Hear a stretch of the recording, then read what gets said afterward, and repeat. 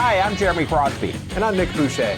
We're your hosts for the program that's all about your city, Talking Fitchburg. Every weekday, we pull together the news, events, and information you need to stay on top of what's happening in the city of Fitchburg.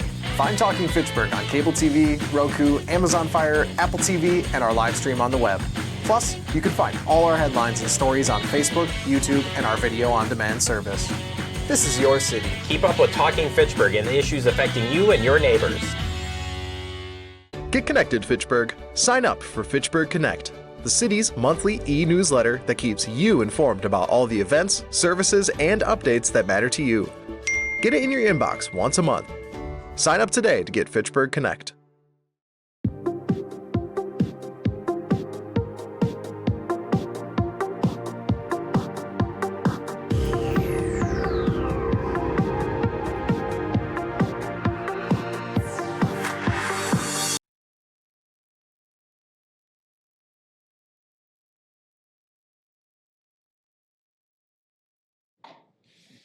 Good evening.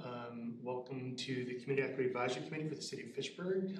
Tonight is August 26, 2026. It is 5:17. So our first item was a call to order. We don't have to do roll call for this meeting, so call to order.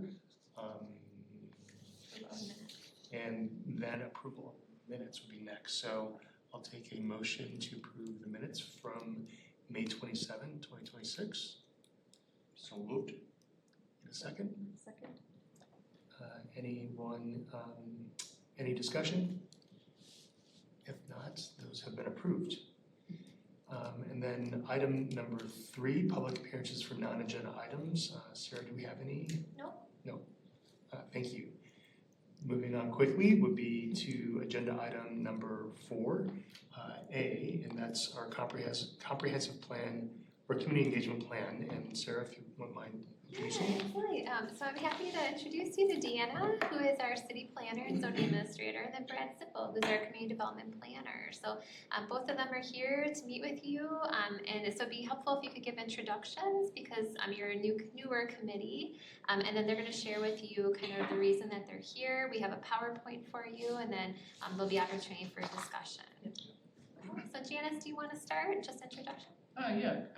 Good evening. I'm Janice Hughes, and I've been a resident in Fitchburg for about 30 years now, and I'm also on the Housing Committee and the Aging Well and Equity Committee. So welcome. Thank you. Hi, my name is Colleen Butler. I've been a Fitchburg resident for just 5 or 6 years and new to this committee. Most of my work outside of the committee is in the area of racial justice and equity. So I used to work at YWCA Medicine, and now I'm with a small consulting company called the Nina Collective. Very happy to be part of this work. Hi, I'm Bill Gillespie. I've been in Fitchburg now for about 5 years and retired, but worked in educational leadership quite a bit.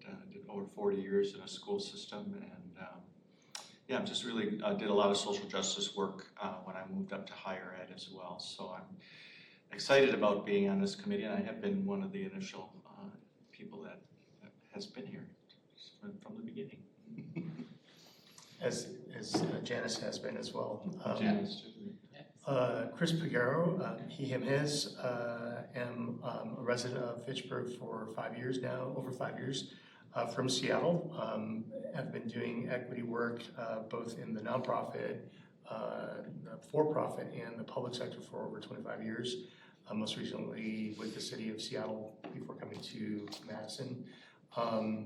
Also sit on the city of Fitchburg's Parks Commission and am a school board member for the city of, or the Vernon Area School District. So I do equity work at that level as well. So thank you for your time. And once again, I'm Deanna Schmidt, and I'm the city planner and zoning administrator. I've been here just over 4 years now, and we are really excited to be kicking off our comprehensive plan update. Brad's leading that project, so you're in capable hands. I'm Brad Sippel. I also started with the city about 4 years ago, and like Deanna said, I'm the main interface with our consultant on this and leading the update to the comprehensive plan. So nice to meet all of you that I haven't met already. And yeah, I guess I can just go into it. And to kind of explain why we're here. So we're starting the comprehensive plan update right now. The last time it was completed was 2019, 2020. It's something that a city has to update every 10 years in order to stay compliant with state statute and to keep up with the community, changing community visions and priorities. So we're starting that process now. We are currently working on the phase one of the plan, which includes putting together a public or a community engagement plan.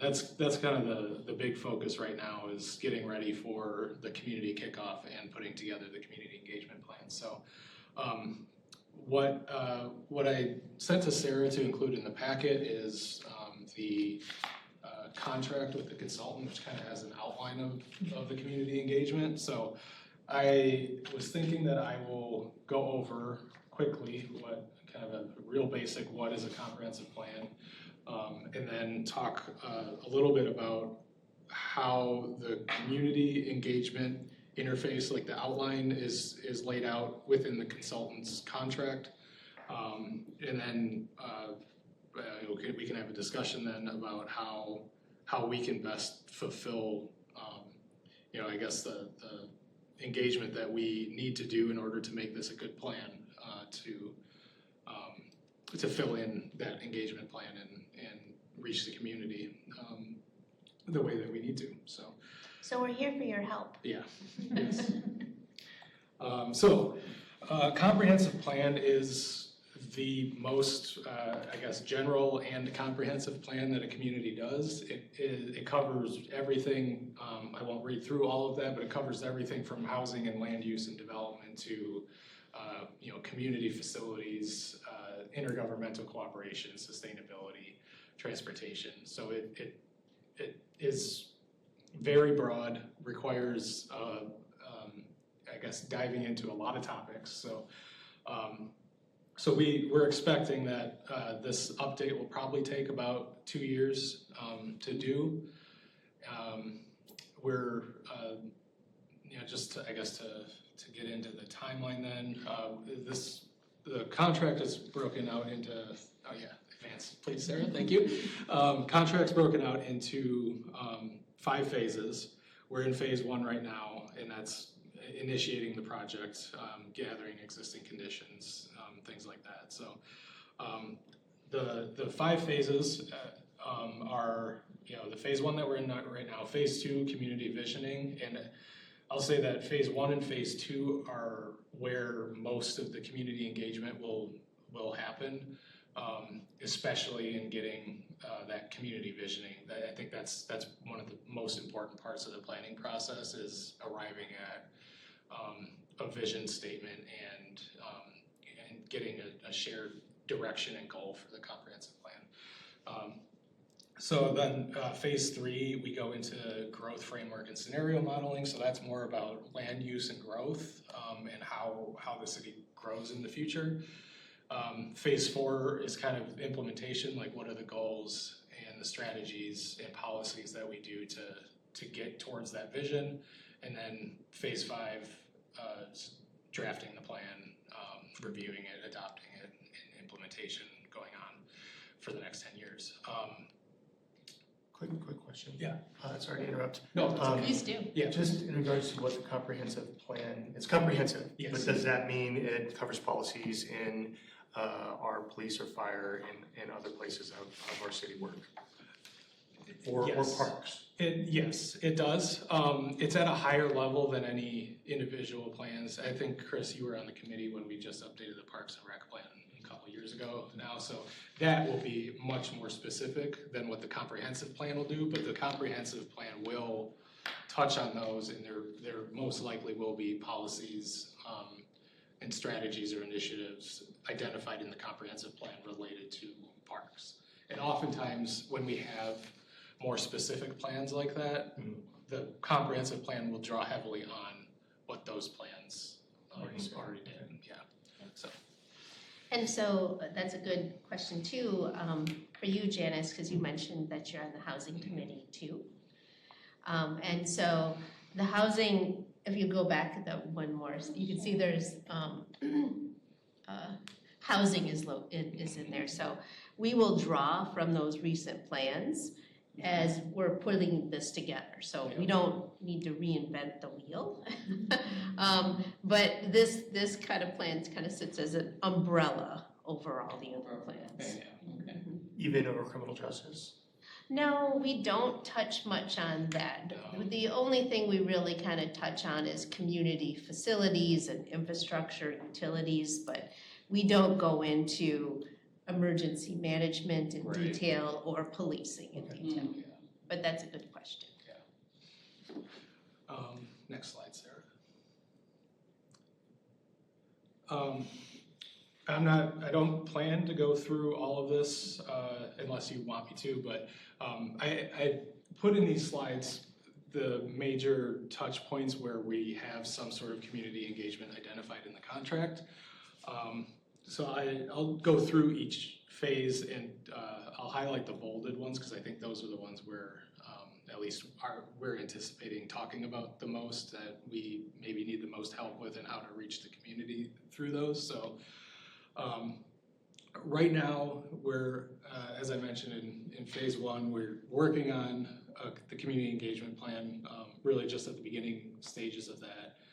We did get the website up last week, so we have a website for the project and we have the map.social mapping platform live. So as part of the initial engagement, we have focus groups and interviews as part of the contract. The consultant has provided us with do-it-yourself workshop kits. And we'll have an open house, a community kickoff open house open to the whole community in October is the plan. And then staff will be attending existing events. We already have attended a couple just to kind of start spreading the word about the plan. But Question for you. Have you already put together your working group that you were? No. No, okay. Yeah, Okay. yeah. So that's a good question. We have the applications out there for the working group right now. We developed an application for the working group. We put that out, and thanks to any of the members of the committee that helped provided advice on that. We are taking applications for that until the end of the day this Sunday, this weekend. So we'll start looking at the applicants next week for that.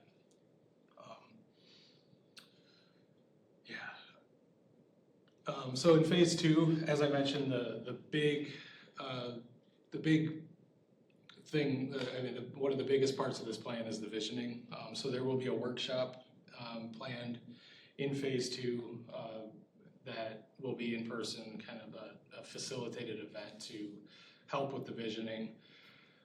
I don't know exactly what that's going to look like yet. I think that's something that we'd be looking for advice on who should be present there, and look how we reach the community with that, where should it be, things like that.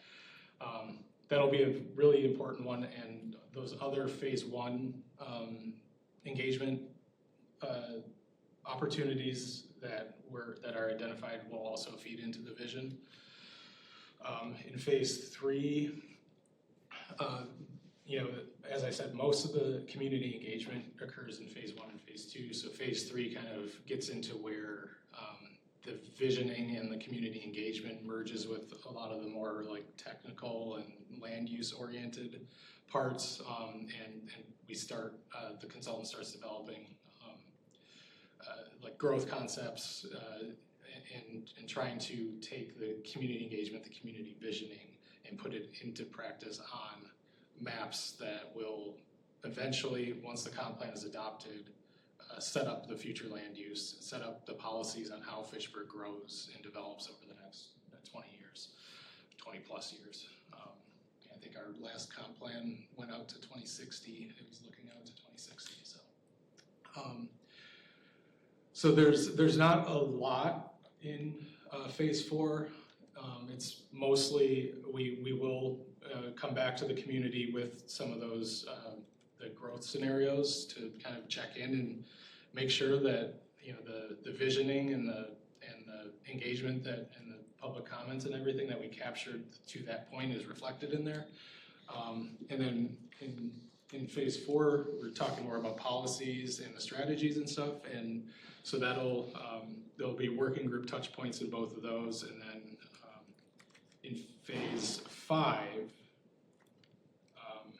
once we kind of go through the strategy stuff, we'll have a whole draft plan to review in an open house related to the draft plan, the policies, the strategies, and everything up to that point, everything kind of in the draft plan, and then you know, whatever revisions comes out of that, and then it goes through the adoption process, which we will have multiple public hearings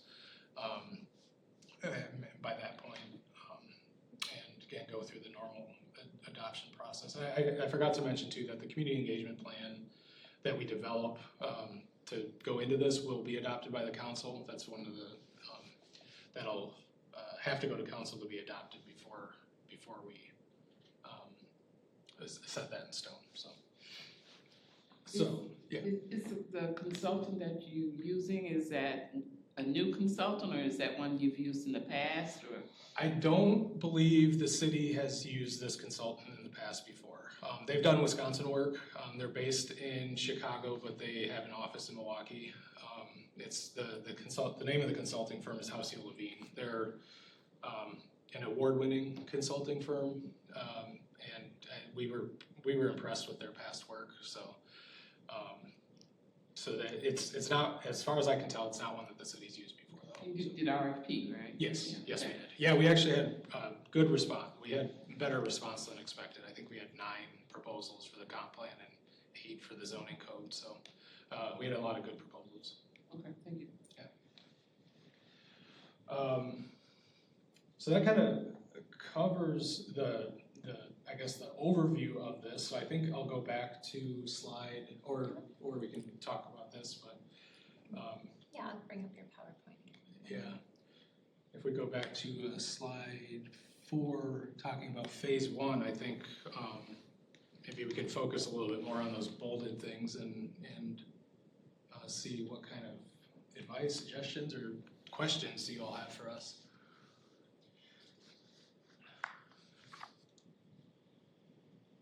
See, sorry, what slide was it? Slide 5, phase 1. Yeah, there we go. Thank you. So I think one of the questions that we have is how do we get people to the website? How do we get it out there that this project is even going on, that the website's available, that the website will have ways to participate in the process. The survey's not live yet, but that's something that we need to work on still, but there will be a survey and a mapping exercise on the website in addition to all of the resources such as meeting recordings and documents and everything will be hosted on that website. So I think it's important for us to get that out there as a way for people to stay up to date on the plan for anybody who's interested. So I think that's one question we'll have is how best do we reach everyone with the website. I'll stop there before going to the next one. I just wanted to say thank you for bringing the questions to us and engaging with us at the beginning. Yeah. We do also have an equity rubric that we are using as we analyze different plans and processes, and we hope to get that to you so that you're aware of kind of how we're gauging and evaluating things. Yeah, sure. But I would say, to answer your question, 2 things. In my work at the City of Seattle, I was there for almost 15 years. In equity work, when we looked at many of the similar questions, we would get plans out there and would see a lot of the same usual suspects coming to the table to give us feedback because they have the time and resources, energy to do that. We also didn't see from a lot of communities we wanted to see from that were most impacted by the policies that we were drafting. So the challenge became, how do we get those folks that are most impacted to come to the table? So then it's understanding what are the barriers to accessing. So having a website, having a survey, those are well tested, but oftentimes used by those, again, with resources. So then what are the barriers that, what are the other tools that we can use and other engagement processes that are beyond just a website? Those are when we have meetings and engagement in person, but then thinking about barriers to transportation, language, childcare, jobs, all the things of life that don't get us to the table. So identifying those and then committing to addressing those so that we can open the process. And sometimes it's not an immediate reaction that we'll see that engagement right away. So it has to be an ongoing committed process for a community to actually see that they can trust the city to be there and invested in addressing those barriers. So I did draft up a lot of notes. I've got 23 pages of notes. That'll be good. Okay. And oftentimes you have to go to them. You have to take this information to them, not sit and wait for them to come to the website or a survey. You have to go to where the people are, because as we all know, we have a variety of communities within the community here in Fitchburg. And so you have to, it's not a one-size-fits-all. Yeah. It just isn't. So that's something to really keep in mind if you really want to get information from the residents from Fitchburg as a whole. Yeah. I would say, just piggybacking off of what has already been said, using the survey and the website will be helpful for a whole bunch of people in Fitchburg. But then, as Chris said, like thinking about who are the people that's not necessarily the most effective.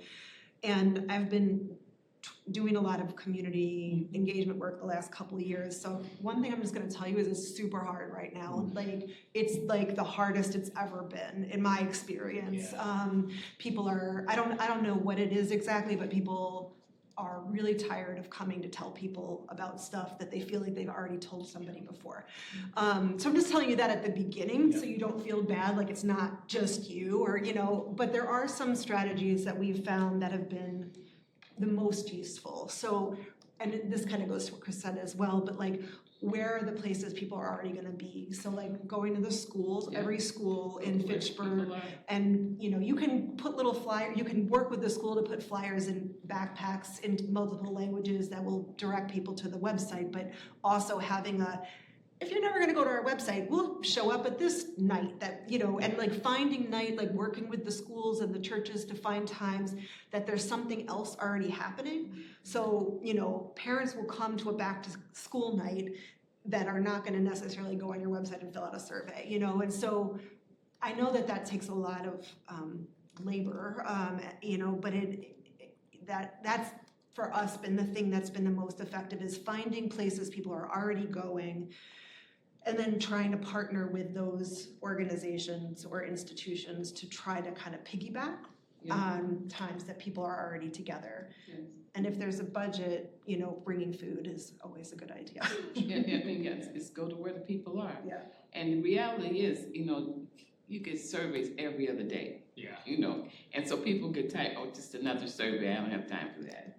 So that's something to really think about, I think there's another additional, I think we've seen the uptick in ICE and concentration on our immigrant refugee communities. And so making sure that as you're building survey material, being very cognizant of what you're gathering or what you're requiring participation to look like, because there's a safety issue around anonymity, and that we're committed to maintaining the safety of all of our citizens, all of our residents in Fitchburg, and that participation in this is incredibly important. So just having that other layer too, I think that's probably one of the reasons why we're seeing some of the symptoms of not wanting to engage because of safety. Yeah. And I can emphasize more the idea of partnering with organizations that have a deep connection with community. So whether that's a church or a nonprofit, a cultural organization, partnering with them, because oftentimes their connection is much deeper and trusted than even the city of Fitchburg is. Do you have some examples of those trusted organizations that we could? We could probably get you a list, Yeah, but we can put some things together. That would be really helpful. And you want to make sure, the language as well, that it's in a variety of languages, but also the wording that you're using, right? Because again, you've got a diverse population out here now, so we have to keep that in mind. And so for people to read and understand it, because one of the things I know when you were asking about the working group, and I read through your application, and one of the things I said is put a definition of what the comprehensive plan is. Not everybody understands what that comprehensive plan, is. So, you have to think about some of that stuff, not so much how you react to it, but the mass of people and the variety of people that's out there. And I would say, correct me if I'm wrong, that's a thing you could use us for as well, like the same way you did with, one of your earlier questions is if you're like putting stuff together that's gonna go out to the community and you want a second set of eyes on it, I think that that's a thing we can help with. Great. so I do have to excuse myself, but I did share a lot of ideas in my document, and feel free to reach out, and again, thanks for putting the effort in early, because oftentimes where we can mess up is when it's an afterthought to engage, think about what equitable engagement really looks like, and coming up with plans and strategies to do that work, so thank you. Thanks. Do we have to like make a motion to adjourn and then we can still hang out and talk, but we'll. I can talk to Chad, we can still meet unless Okay. we plan on taking any action. Okay. As long as we are not taking any action, we can still continue to meet. Good to see you. Bill's the chair.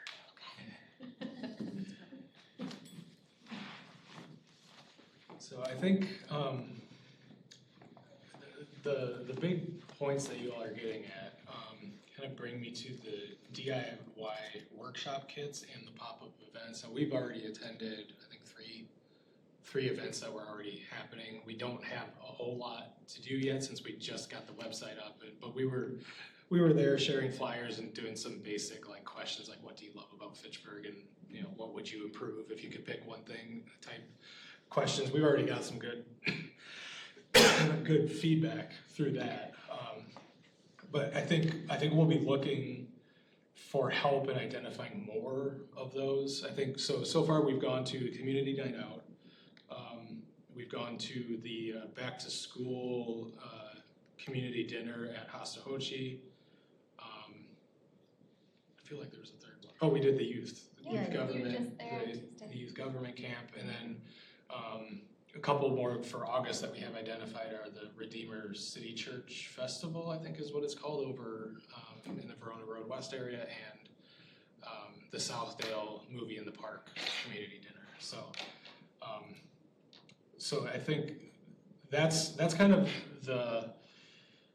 so the consultant's providing us materials that we can take to those events as often as we have time to do it, and get out into the community that way. So I think as we go through this, if you have any feedback that you send to us on events to look for, I know most of it's probably in the summer, but I think phase 1 and 2 will be probably extending through next summer. So any help with identifying events that we can go to kind of get meet people where they already are would be helpful. And then these DIY workshop kits are something that we were really interested in when they put it in their proposal, that they provide us with kind of instructions and materials for like a community organization or something that they can put on their own workshop with their clients or their connections, how whoever that they are connected with in the community. And I know that definitely it's work, but I think it's something that I would imagine some people or some organizations would be interested in doing. So I think help identifying potential contacts that we could reach out to and see, like, kind of give them the rundown and say, hey, is this something that you'd be interested in, would be helpful going forward too, so. Yeah, I think as long as you're sure that they understand that it's a diverse group of people, residents out here, because otherwise it makes a big difference. Yeah. It makes a big difference. But the other thing, you might want to consider working with the alders in each of these districts. Same thing. You know, and as well as within those districts, there are groups and they have leaders within those communities. And so find out who are the leaders, what kind of things do they have going within their districts? Just a variety of things. For example, over in District 1, District 2, you know, with Maldonado, you know, and Dave, they have quite a diverse group of individuals there. And so, and I know that they have a lot of different programs within the community that on a smaller level, but there's some leaders in there that connect with some of those people. You'll be surprised what you learn. And when you connect with them, then maybe they'll get involved and give you some feedback, because those are some of the areas that's difficult to get them to engage. You know, so that's something to really think about. But I would definitely connect with the alders and have them work with you. Yeah. I mean, it's for the whole city, right? Yeah. Well, yeah, I was thinking the same thing, and I was thinking if you gave each of them one of the workshop kits and just said, okay, we're expecting each of you to do one of these workshops with your constituents, you know, and see what happens. Sorry. Or at the very least, set up something where somebody else can come and facilitate or whatever, but yeah, have them. That's all right, thank you. I just feel like the alders are usually trying to figure out ways to engage with their constituents, and so it's a good like win-win. Like you don't have to do everything; they can take some of that, but it also is aligned with them making relationships with their constituents. Yeah. Absolutely, absolutely. That's a good point. Are the kits going to be in Spanish as well? Yeah, so the consultants have a translation and interpretation consulting firm as a subcontracted, so. Any materials that we need or that we want to have in Spanish, we can get in Spanish, and then for specific events too, for ones that the consultant comes for, like the open house and stuff, any of those that we feel like it would be beneficial to have interpreters, Spanish interpreters there, we can do that as well, so. That would be interesting to see one of those kids. That would be interesting. Yeah, I'd love to see. I suppose I should like take my own medicine and say you should send us kits too. We can do that. We would love to do that. Yeah. Yeah, so I think, we talked about all the initial questions I had related to the phase 1. Did you? I have kind of a question. So in traditional planning, we have these community open houses, and as you all have already mentioned, you have the usual suspects. How do we allow people to have the wider range of people to have an opportunity? So like at our community open house, that's when people can come and look at boards and kind of talk to us and talk to the consultants and just learn more about the project. How do we bring that to a wider range of people? Do you have any ideas about that? Can you do it multiple times, or is it kind of a one and done? Right. And it also depends on, you know, the location. Again, it's not so much always have them come to you. You go to them. Go into those communities, you know, and set it up. Now, that's maybe a little more work, whatever, but you'll get more of a response that way. If you're waiting for people to come to the city hall, you know, first of all, in the middle of the day, those that are working or those that have little kids at home or what have you, you know, or there are those that are uncomfortable, given what's going on in the world right now, particularly for Hispanic or Latino individuals. A lot of them, you know, are uncomfortable in coming. So you have to think of other ways of reaching those individuals, not the traditional way where we have this wonderful open house and everybody should come here. That works for some, and that's okay. I'm not saying it's not okay. But there's a segment of individuals out here in Fitchburg, you've got to go to them to get that. And in order for a plan like this, you want to hear from as many people as possible, from all walks of life, right? So that's real key. Keep in mind, you're gonna have to go to them. Like if it were me, I would be doing at least one of the open houses like at Leopold Elementary School. And I would work with the school to be like pushing it to all their parents. And then it can still be open for other people, right? Like it could be public for anybody, but I think that having it in one of our more dense neighborhoods, in a really diverse school, like it'll just help, and if you can do it at a time that the school maybe has something else going on, so you're kind of stacking on when people are already gonna be there, like a conference day or something like that, That would be a good one. Yeah. But another one would, at the Boys and Girls Club, you have a community meal. You do a workshop in a community meal where people can walk, to the building or what have you, but where they feel comfortable. That's in their neighborhoods, so you gotta think about that, from a different perspective. Yeah, the kickoff open house, we are planning to hold that at Hastahochi. I will say that we don't have within the consultant budget enough to do multiple open houses for each phase with them there, but that's why they're providing us with the pop-up outreach stuff too, and that'll be kind of where we step in is with the pop-up outreach. It won't be the full open house, but that'll be where we have the opportunity to go out into the community. And Hastahochi is great to have. I mean, it will reach a certain segment. Yeah. But individuals over off of Verona Road, Right. Allied Drive, et cetera, they're not gonna be able to get over to Hastahochi. And we definitely, in a comprehensive plan like this, you wanna hear from all those individuals, as Chris was saying, those that it's impacted by the decisions out of such a great plan. So, yeah, I get the money situation. So, so you gotta really think about prioritize where, those that are able to get on the website and et cetera, okay, they're set. But it's the ones that can't do that or don't do that. And we certainly, as a city, have experienced surveys that have gone out and got hardly any response. So we have to really, think about that. I mean, we gotta really think about this 2-year, work that's getting ready to happen.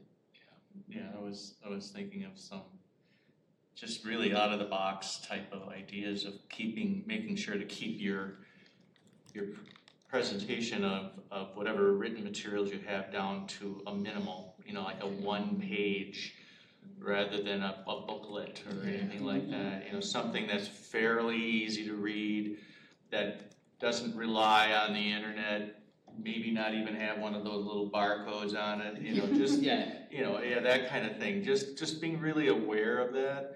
And then I'm thinking of like events that, you talked about some.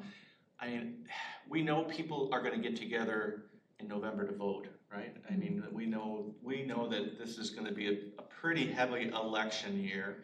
And so is there a way to get information to people then, when they're coming together in a building to vote? I don't know, I'm just throwing out, like I said, out of the box ideas. The DMV. Everybody ends up at the DMV. I mean, eventually at some point in time. And I have seen other organizations at the DMV promoting themselves for various kinds of things. In fact, to vote, getting people to vote. You could go to last time I went to the DMV, they wanted me to sign up to vote. I said, don't worry, I'm already signed up. So I mean, I guess ideas like that, where do people gather? We know they have to go to grocery stores, right? I mean, people gotta eat. So I mean, those are the kind of things that I would suggest as well is just thinking, coming off of the ideas that Colleen and Janice had given you. And don't forget about our senior center, right, Janice? Oh, absolutely. I mean, we have, remember, us individuals that have been around a while, we've seen a lot, as we say, we've seen it all, right? I mean, in that case, for example, one of my lunch and learn programs, have somebody come there. Those are seniors, those are constituents here, and there's a variety of individuals that come to lunch and learns every week. I'm sure you Sounds already like a thought great of this, but the library. The too. library, I was Library, thinking the library too. Library's key. That library, people really are using it a lot. There's a lot of community that comes in and out of there. That's another good place. Even places like, I don't know how open they are to things, but like the cafe, the Oasis. I mean, I see groups meeting there all the time. There's just other places that might consider allowing you, in. I would guess, because there's a lot of community friendly, obviously, businesses, and that's good for business to let them do those kinds of things, right? I know it's every 10 years that you do this. So were you here in the last, either of you here in the last, no, you weren't, definitely 4 years, no. But you either, okay. Just curious as to how did they do any of this last 10 years, or did they even go out in this respect? I do know they did. They did community meetings at different neighborhoods. I know that Sonia did that. The one that was done in 2020 was all done in-house. They didn't have a consultant helping them. They definitely did some, but I don't think it was to the same extent that it was in the 2009 comp plan, which also was done in-house, but they spent a lot of time on it. And I'm not sure that there was as much time allotted for it as we have either. But yeah, again, I wasn't here for it, but they did do some extent, did it to some extent at least. So. And am I right in assuming that like you're kind of the main person who's like out in the community doing all the, just letting people know what's going on? Yeah. Do you speak Spanish? No. Okay, so like that would be my other recommendation. Yeah, no, I totally understand. It's a big regret of mine that I also do not speak Spanish. But given that population is currently like much more afraid of talking to people, than they've been in the past. I don't know if there's any budget, but if you even had like a little bit of a budget where you could pay, some Spanish-speaking ambassadors who live in Fitchburg to like host a meeting or two, or go to some of the Latino grocery stores, and just having some kind of specific outreach, like not just language but culturally specific, which is extremely important. Yeah. There's a level of comfortability to be a group setting where there's other people that look like me, speak like me, where I'm comfortable to speak up. We have a farmer's market every Thursday right here. And I understand there's going to be a free farmer's market now coming up. I think it's at Hochi. What's it called? Did I say that right? No. Hatahochi. I just read, I got an email about it, that the housing, or not, one of the committees has got a grant and they're providing free food. Oh, that's rooted, yeah. That's one through the food pantry. Healthy neighborhood. Yeah. So some of those individuals that receive the grants, they do their work at Hastahochi. Yeah.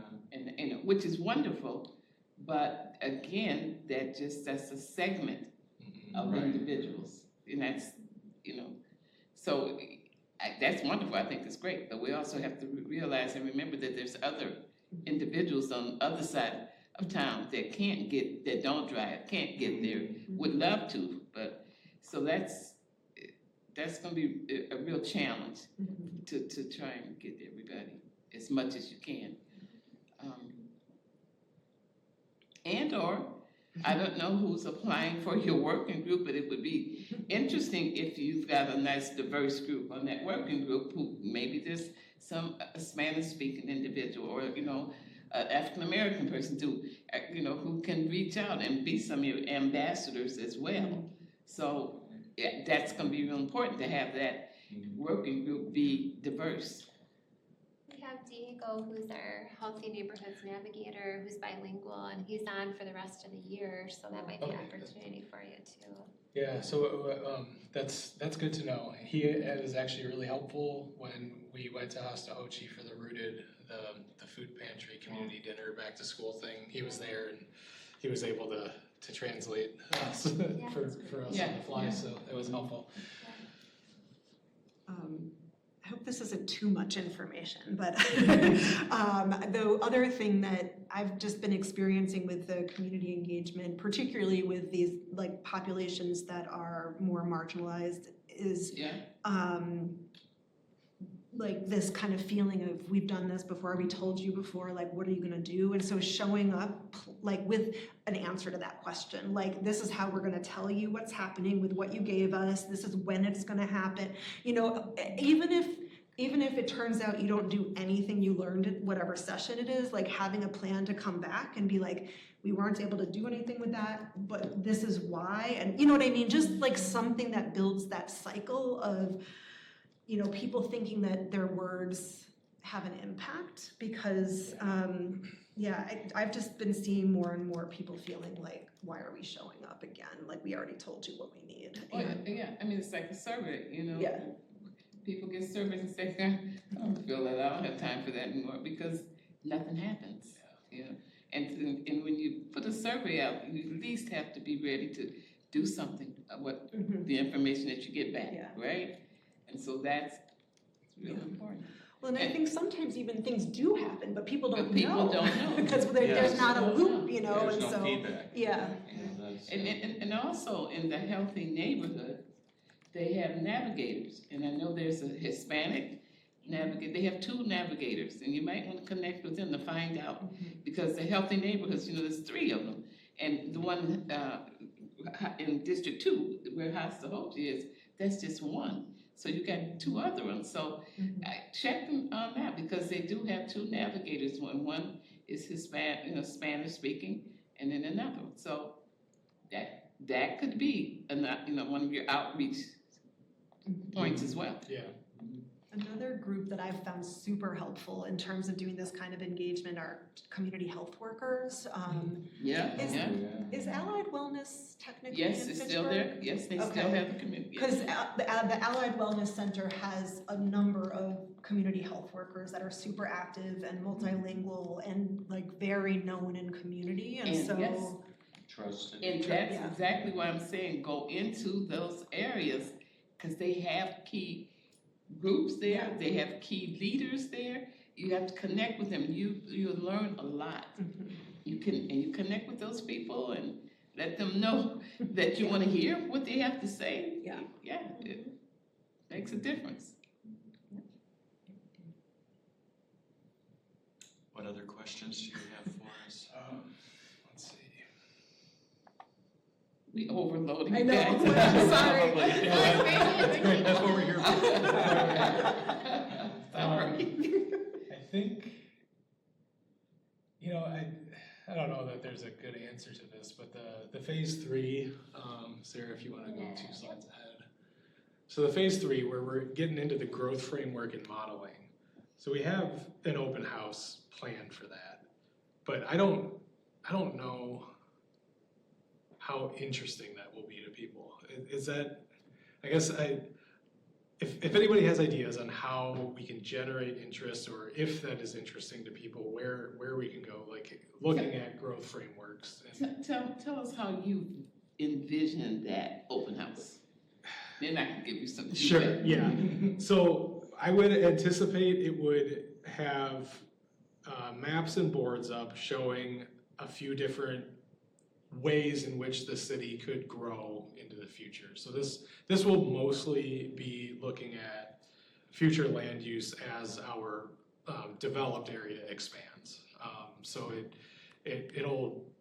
it'll show things like how much do we allow that area to expand over time. Roughly what kind of land use mixes or character would those areas have? We do neighborhood level planning before we actually will expand the boundary. So it's not like set in stone, like this will be a residential neighborhood, but I think we're looking at kind of like this phase will be looking at kind of like roughly what those things look like.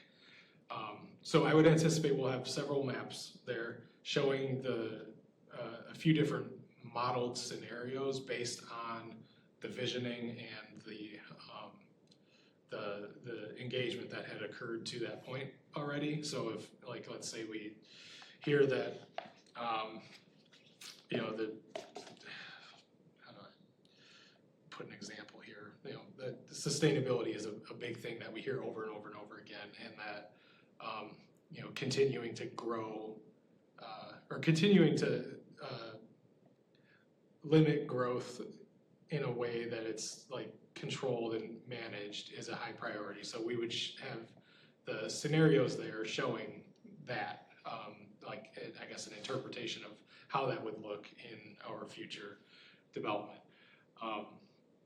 So there would be maps we'd be talking through with people there, what went into it, how the feedback was incorporated into these growth scenarios and things like that.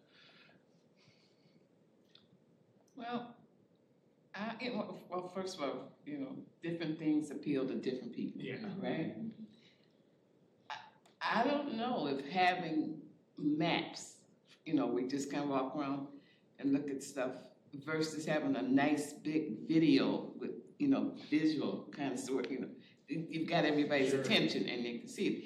I mean, for example, would you be that include like businesses, like for example, where Chick-fil-A is coming up now? I mean, you hear about the people are excited to hear all that kind of stuff. So is it how involved or engaged with economic development stuff being that? Because Mike and those guys out there, he puts on a presentation, right? Yeah. And how infused or how engaged or is that with economic development? I think, sometimes something big, something bright, and something where people can stop and you got everybody's attention. For me, that would be more appealing to me than walking around looking at boards and stuff like that. Sure. I get bored. Sure. That's just me. Good to know.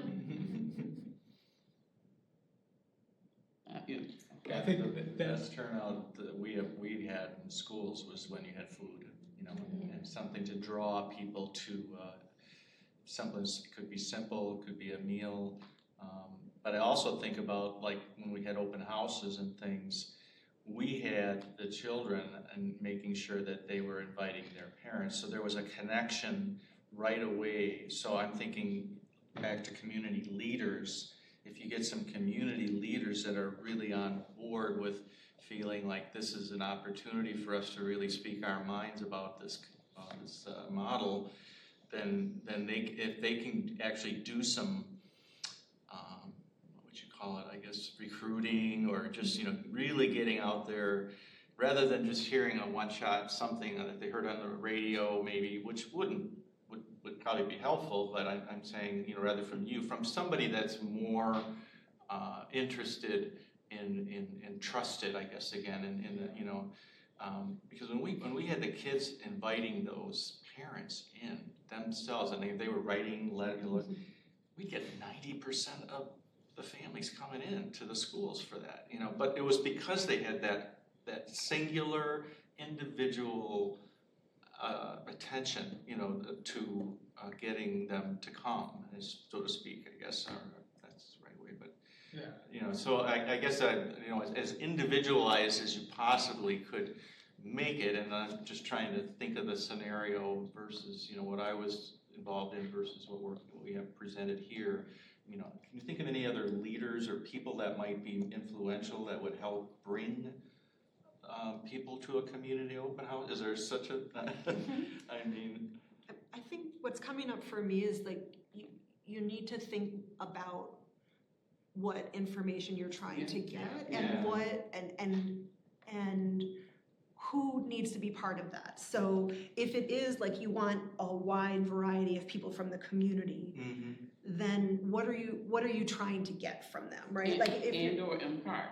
Yes, yes. What are they gonna get out of attending? And Sure. what are you hoping to receive in them attending? Because sometimes we are like, just get the most people, but if people are there and they don't really understand like why they're there, it's not really helpful for you or for them. And so like if it were me, I would think about a couple of key questions you want answered. Like when you look at the map, what is it you really want feedback on? Like is the feedback about like, do you like this plan, or is it, does this seem to you like the Fitchburg that you described in previous meeting? You know what I mean? Like, so I guess I would I love the video idea too, because I think that's engaging for folks, but I think if you go with maps and whatever, is like also just having a couple of really key, just being clear yourself, like what you're hoping to get. And or you got to have somebody at station to get kind of gather that information. Yeah, that's something to think about as well. I just think that the video that then gives you an opportunity to impart what you're doing, why you're doing, so people can understand it. Because you hear about stuff that you don't really know until you sit down and it's a video or something like that. So that it's a win-win. And that includes some simple explanations of map viewing too. Don't assume that all people understand what they're looking at. Yes. Because a lot of people don't know how to look at a map or even read a map or what's on a map. You might have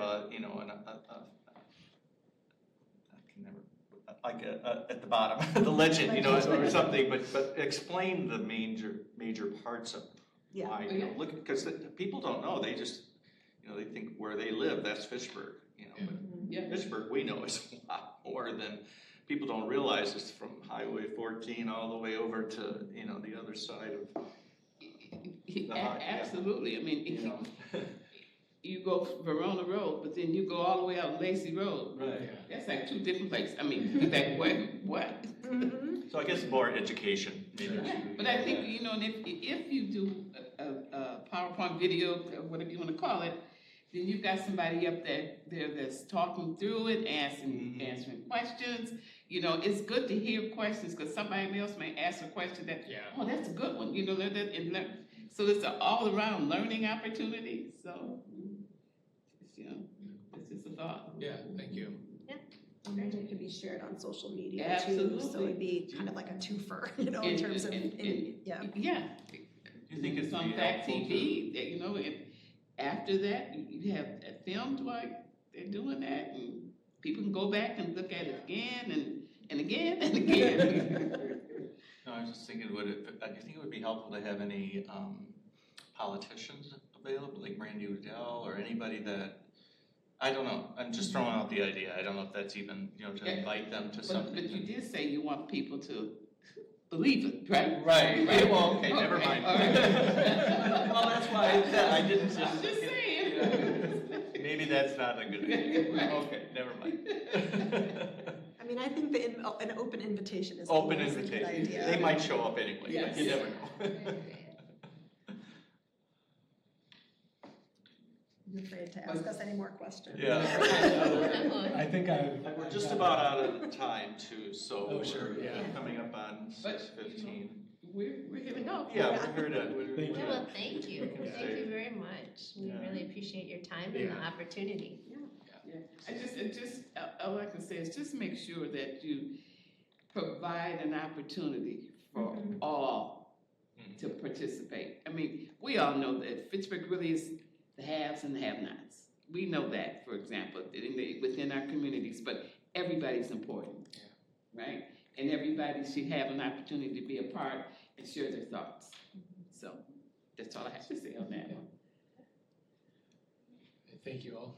We'll definitely be in touch as we go to get some more specific It's ideas. good to see you. We did housing Yes. together. Yes, we did. If you want some follow-up in any way, I'm sure we can, it's go through Sarah. Sarah, Yeah. you can email us and we can get some things out. Yeah. Okay. That'd be great. Sounds great. Yeah, thank you so much. Thank you. Thank you. We'll let you. Hope you guys will come back to us again. It's our pleasure. All right, so we're at agenda item 4B, standing item, which is current events. It's our opportunity to discuss any upcoming changes, current news events, anything affecting. Well, I have something to share for Hispanic Heritage Month. I have 2 speakers. I devoted the whole month to Hispanic Heritage Month. On the 2nd, our very own Joe Maldonado is speaking, and his talk is on growing up Puerto Rican in Wisconsin. So he's doing a lunch and learn there, and then I have Aurelie Estrada, who's speaking about Hispanic history and culture. So that's on the 16th. So that whole month is devoted and deserved to celebrate Hispanic. They remind me, it's October, correct? That's Is October September. Hispanic or is it September? It's September. It starts. Okay, It technically starts on the 15th of September, okay. but I gave the whole month because I only have lunch and learns twice, so I had to, I want to make sure they had the, Yeah, Yeah. okay. Okay, anything else? Nothing that can be talked about in 1 minute. Okay, all right. So item 5A, our next meeting then for everyone is September 23rd. And then we move to item 6, which is adjournment. Can I have a motion to adjourn? So moved. Colleen, okay. Janet, you gonna second that? Oh, a second, I'm sorry. We are adjourned. I wanted to end, I guess.